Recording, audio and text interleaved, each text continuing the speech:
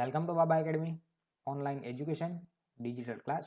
હું ગૌરવ મકવાણા બાબા એકેડમીના online digital platform પર આપ સર્વેનું હાર્દિક સ્વાગત કરું છું. અને આપણે ભણી રહ્યા છીએ ધોરણ 9 વિષય ગણિત પ્રકરણ નંબર 1. બરાબર. હવે તમે વિચારતા હશો પ્રકરણ 1 કેટલા દિવસથી ચાલે છે. બરાબર. તો આજે છેલ્લો લેક્ચર છે. પ્રકરણ 1નો છેલ્લો સ્વાધ્યાય 1.5 છે અને એનું દાખલા નંબર 3 અને સ્વાધ્યાય 1.5નો છેલ્લો દાખલો છે સ્વાદુરૂપ આપો. બરાબર. પછી પ્રકરણ 1 ટોટલી પૂરું. પછી આની પછી કંઈ છે નહીં. બરાબર. એટલે આજે પ્રકરણ 1 માટેનો છેલ્લો. ચલો દાખલા નંબર 3 છે એનો પહેલો જ જોઈએ.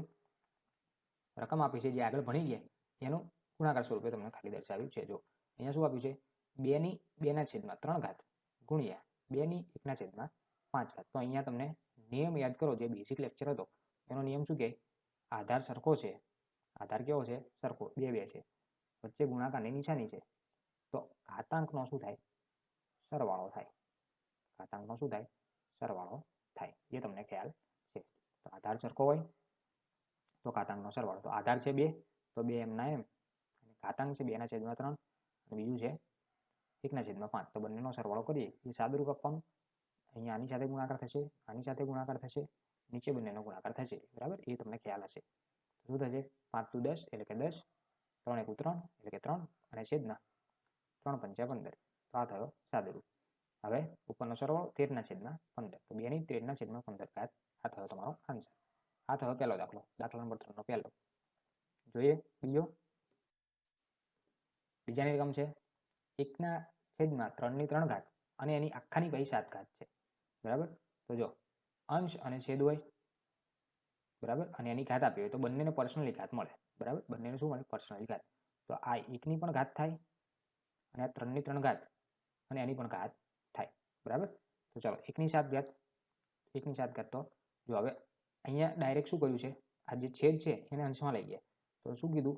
જ્યારે છેદ હોય અને એની જે ઘાત આપી હોય જ્યારે અંશમાં જાય તો ઘાત માઇનસ થઈ જાય અને માઇનસ આપી હોય તો પ્લસ થઈ જાય. બરાબર. તો અહીંયા ડાયરેક્ટ શું કર્યું છે?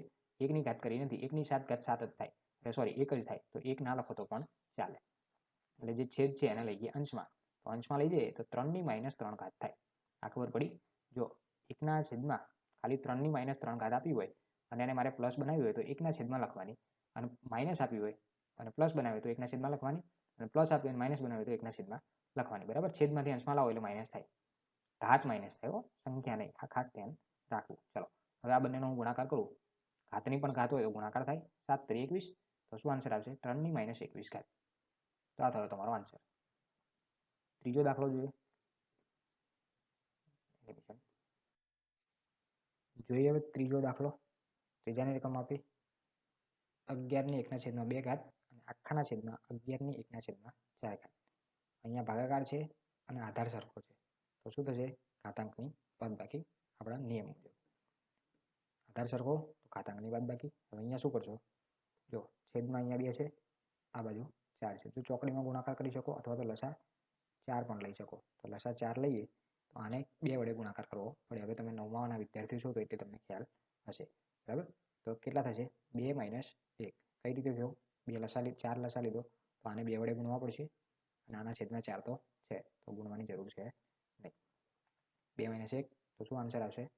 1/4. તો આ થયો ત્રીજો દાખલો. હવે છેલ્લો દાખલો, સૌથી છેલ્લો, સ્વાધ્યાયનો છેલ્લો અને આખા પ્રકરણનો પણ છેલ્લો દાખલો. 7 નંબર છે 7/1/2 અને 8/1/2. જો હવે અહીંયા ગુણાકાર છે અને આધાર સરખા નથી પણ ઘાતાંક સરખા છે. તો શું કરવાનું? ઘાતાંકને કોમન લેવાનો અને એક વખત લખી નાખવાનો આખાના કૌંસની બહાર અને જે આધાર છે એનો થઈ જાય ગુણાકાર. એટલે કે 7 × 8 થશે. 7 × 8 અને 1/2. તો 7 × 56. 56/1/2. બરાબર. હવે 1/2 નો મતલબ થાય વર્ગમૂળ.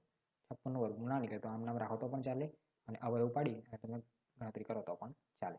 બરાબર. તો અહીંયા આખું સ્વાધ્યાય પૂરું, આખું ચેપ્ટર પૂરું. ચેપ્ટર 1 બહુ લાંબુ હતું. ચેપ્ટર 1માં 1.5 સુધી હતું. બરાબર. અને બધું વ્યવસ્થિત બનાવેલું છે એટલે આટલી વાર લાગેલી છે. બરાબર.